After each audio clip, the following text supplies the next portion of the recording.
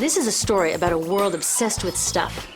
It's a story about a system in crisis. We're trashing the planet, we're trashing each other, and we're not even having fun. The good thing is that when we start to understand the system, we start to see lots of places to step in and turn these problems into solutions.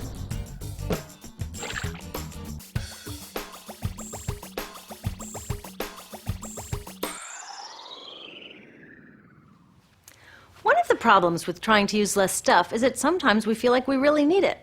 What if you live in a city like, say, Cleveland, and you want a glass of water? Are you going to take your chances and get it from the city tap? Or should you reach for a bottle of water that comes from the pristine rainforest of Fiji?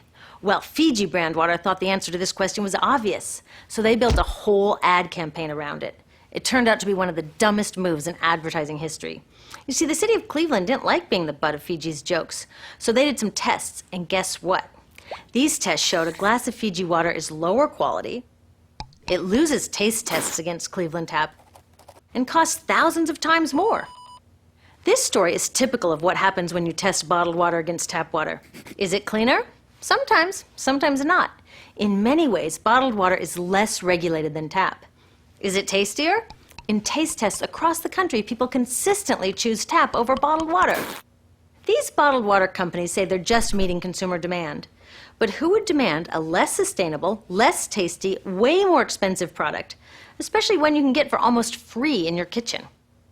Bottled water costs about 2,000 times more than tap water. Can you imagine paying 2,000 times the price of anything else? How about a $10,000 sandwich? Yet people in the US buy more than 500 million bottles of water every week. That is enough to circle the globe more than 5 times. How did this come to be? Well, it all goes back to how our materials economy works, and one of its key drivers, which is known as manufactured demand. If companies want to keep growing, they have to keep selling more and more stuff. In the 1970s, giant soft drink companies got worried as they saw their growth projections starting to level off. There's only so much soda a person can drink. Plus, it wouldn't be long before people began realizing that soda is not that healthy and turned back to, gasp, drinking tap water. Well, the companies found their next big idea in a silly designer product that most people laughed off as a passing yuppie fad. Water is free, people said back then. What will they sell us next? Air? So how do you get people to buy this fringe product? Simple. You manufacture demand. How do you do that? Well, imagine you're in charge of a bottled water company. Since people aren't lining up to trade their hard-earned money for your unnecessary product, you make them feel scared and insecure if they don't have it. And that's exactly what the bottled water industry did. One of their first marketing tactics was to scare people about tap water with ads like Fiji's Cleveland campaign. When we're done, one top water executive said, tap water will be relegated to showers and washing dishes. Next, you hide the reality of your product behind images of pure fantasy. Have you ever noticed how bottled water tries to seduce us with pictures of mountain streams and pristine nature? But guess where 1/3 of all bottled water in the US actually comes from? The tap. Pepsi's Aquafina and Coke's Dasani are 2 of the many brands that are really filtered tap water. But the pristine nature lie goes much deeper. In a recent full-page ad, Nestle said, bottled water is the most environmentally responsible consumer product in the world. What? They are trashing the environment all along the product's life cycle. Exactly how is that environmentally responsible? The problems start here with extraction and production, where oil is used to make water bottles. Each year, making the plastic water bottles used in the US takes enough oil and energy to fuel 1 million cars. All that energy spent to make the bottle, even more to ship it around the planet, and then we drink it in about 2 minutes? That brings us to the big problem at the other end of the life cycle, disposal.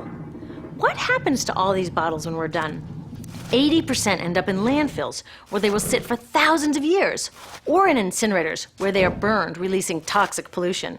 The rest gets collected for recycling. I was curious about where the plastic bottles that I put in the recycling bins go.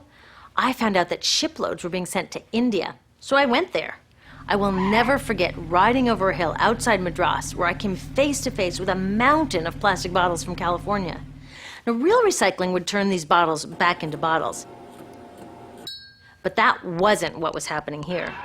Instead, these bottles were slated to be downcycled, which means turning them into lower quality products that would just be chucked later. The parts that couldn't be downcycled were thrown away there, shipped all the way to India just to be dumped in someone else's backyard. If bottled water companies want to use mountains on their labels, it would be more accurate to show one of these mountains of plastic waste. Scaring us, seducing us, and misleading us. These strategies are all core parts of manufacturing demand. Once they've manufactured all this demand, creating a new multi-billion-dollar market, they defend it by beating out the competition. But in this case, the competition is our basic human right to clean, safe drinking water.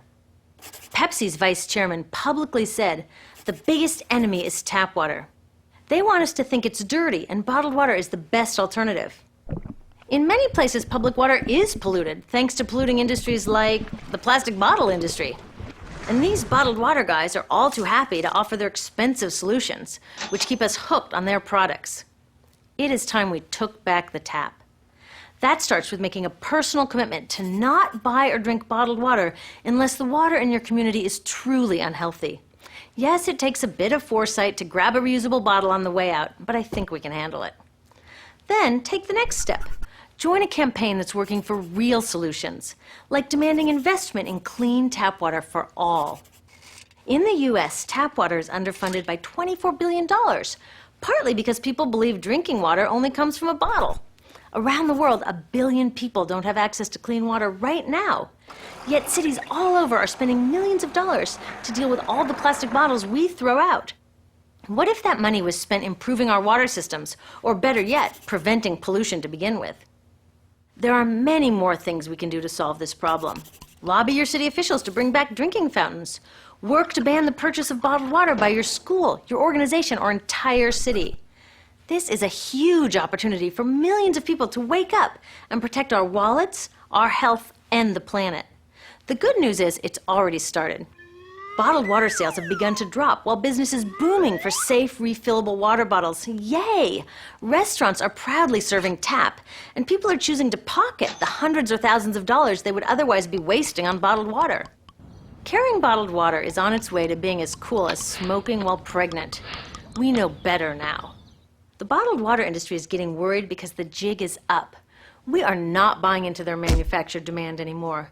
We will choose our own demands, thank you very much, and we're demanding clean, safe water for all.